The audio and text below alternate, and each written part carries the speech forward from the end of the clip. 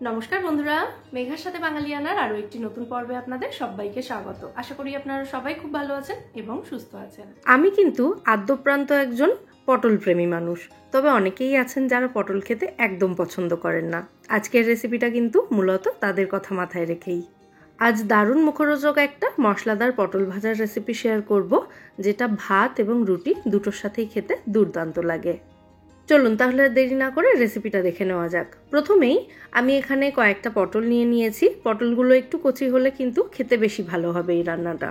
পটলের খোসাটাকে এভাবে একটু ছুরি দিয়ে চেঁচে নিচ্ছি, যেমন আমরা পটল ভাজা বানানোর সময় পটল কেটে থাকি। পটলের স্কিনটা চেঁচে নিয়ে তারপর পটলগুলোকে এরকম লম্বি দু টুকরো করে কেটে নিই, ঠিক সেই রকমভাবেই কিন্তু এখানে পটলগুলোকে কেটে নিতে হবে। সমস্ত পটলগুলোকে কেটে ভালো করে ধুয়ে নিয়ে জল ঝরিয়ে নিয়েছি। এবার এই টুকরো করে কেটে রাখা পটলগুলোর মধ্যে দিয়ে দিচ্ছি হাফ চা চামচ মতো নুন এবং হাফ চা চামচ মতো হলুদ গুঁড়ো। প্রথম স্টেপটা কিন্তু একেবারে পটল ভাজার মতোই, মানে যেরকম আমরা পটল ভাজা নর্মালি বানিয়ে থাকি সেরকমই করতে হবে। নুন হলুদ দেওয়ার পর নুন হলুদটাকে পটলের মধ্যে ভালো করে মাখিয়ে নিলাম। এবার চলে যাচ্ছি রান্নার দিকে। গ্যাসে একটা কড়াই বসিয়ে কড়াইটাকে প্রথমে ভালো করে গরম করে তার মধ্যে 2 থেকে 3 টেবিল চামচ মতো সর্ষের তেল দিয়ে দিতে হবে। তেলটাকে খুব ভালো করে গরম হয়ে যেতে দিতে হবে। দেখুন তেল কিন্তু একটু বেশি মনে হচ্ছিল, যেহেতু এটা ফ্ল্যাট কড়াই সেই কারণে, তবে তেল কিন্তু খুব বেশি এখানে দিইনি। তেলটা ভালো মতো গরম হয়ে যাওয়ার পর পটলগুলো ভাজার জন্য এই তেলের মধ্যে দিয়ে দিতে হবে। পটলের ভেতরের অংশটাকে, মানে এইভাবে খোসার দিকটা ওপরে করে সমস্ত পটলগুলোকে আমি কড়াইয়ের মধ্যে দিয়ে দিলাম। ভেতর দিকটা ভালো করে ভেজে নেব প্রথমে, তারপর উল্টে আর এক পিঠও ভালো করে ভেজে নিতে হবে। মিডিয়াম ফ্লেমে মোটামুটি 2 থেকে 3 মিনিট আমি পটলের একটা পিঠ ভেজে নিয়েছি। তারপর পটলগুলোকে উল্টে দিচ্ছি। এবার অপর পিঠটাকেও ভালো করে ভাজা হতে দেব। আবারও ওই 2-3 মিনিটের জন্যই রাখবো অপর পিঠটাকে। তো যতক্ষণে পটলের আর একটা পিঠ ভাজা হচ্ছে ততক্ষণে আমি কয়েক কোয়া রসুন এবং কয়েকটা কাঁচা লঙ্কা গ্রেট করে নিচ্ছি।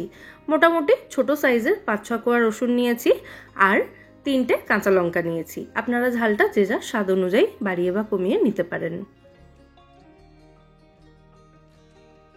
রসুন এবং কাঁচা লঙ্কাটা গ্রেট করা হয়ে গেছে, এটাকে সাইডে রেখে দিচ্ছি। ওদিকে দেখি পটলগুলো ভাজা হলো কিনা। দেখুন পটলগুলো দুপিঠ থেকে কিন্তু ভালো মতো ভাজা হয়ে গেছে। সমস্ত পটলগুলোই মোটামুটি ভাজা হয়ে গেছে। তো এবার এই পটলগুলোকে আমি কড়াইয়ের একটা সাইডে সরিয়ে রাখছি। আপনারা চাইলে কিন্তু পটলগুলো ভাজা হয়ে গেলে এই সময় পটলগুলোকে তুলে রাখতে পারেন কড়াই থেকে। আমি এখানে পটলগুলোকে কড়াই থেকে তুললাম না, যেহেতু কড়াইটাতে জায়গা রয়েছে তাই পটলগুলোকে এক সাইডে সরিয়ে দিলাম আর একটা সাইডে মশলাগুলো ভেজে নেব।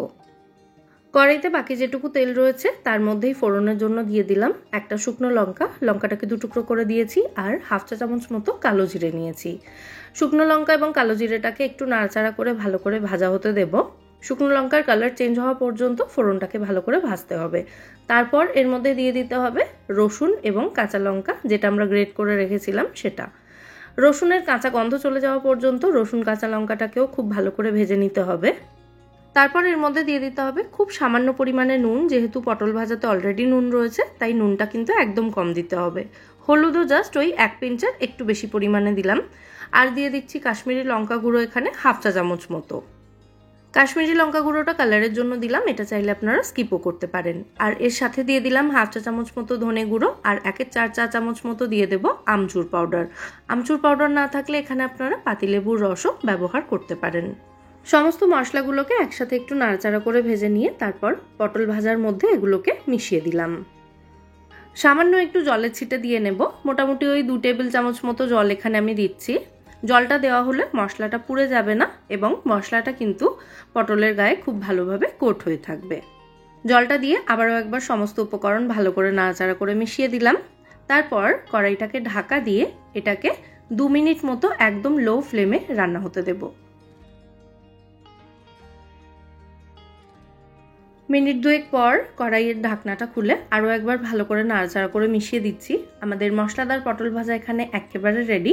জাস্ট নামানোর আগে সামান্য কয়েক দানা চিনি ছড়িয়ে তারপর নামিয়ে নেব। এতে একটা চটপটা টেস্ট আসবে। তবে কেউ চাইলে মিষ্টি দেওয়াটা কিন্তু স্কিপও করতে পারেন, তবে আমি বলবো অবশ্যই সামান্য কয়েক দানা চিনি হলেও দেবেন, এতে কিন্তু টেস্টটা অনেকটা বেটার হবে। চিনিটা দিয়ে আবারও সমস্ত উপকরণ একবার ভালো করে নাড়াচাড়া করে মিশিয়ে দিয়ে তারপর গ্যাসের ফ্লেমটা অফ করে কড়াইটাকে ঢাকা দিয়ে এভাবেই 2-3 মিনিট রেখে তারপর সার্ভ করে দেব দারুণ সুস্বাদু এই পটল ভাজা। শুধু ভাত অথবা ডাল ভাতের পাতে অথবা রুটি দিয়ে এই পটল ভাজা খেতে কিন্তু জাস্ট দুর্দান্ত লাগে। অবশ্যই রেসিপিটা একবার হলেও ট্রাই করে দেখবেন। আর আজকের এই দারুণ সুস্বাদু পটল ভাজার রেসিপি আপনাদের কেমন লাগলো সেটা কিন্তু কমেন্টে অবশ্যই আমায় জানাবেন। যদি ভালো লেগে থাকে ভিডিওটাকে বরাবরের মতো একটা লাইক এবং শেয়ার করে আমার চ্যানেলটা অবশ্যই সাবস্ক্রাইব করে নেবেন যদি এখনো না করে থাকেন। আজকের মতো এখানেই বিদায় নিচ্ছি। আবার দেখা হবে পরের পর্বে নতুন কোনো রেসিপির সাথে। সবাই সুস্থ থাকবেন, ভালো থাকবেন এবং সবাইকে খুব ভালো রাখবেন। নমস্কার।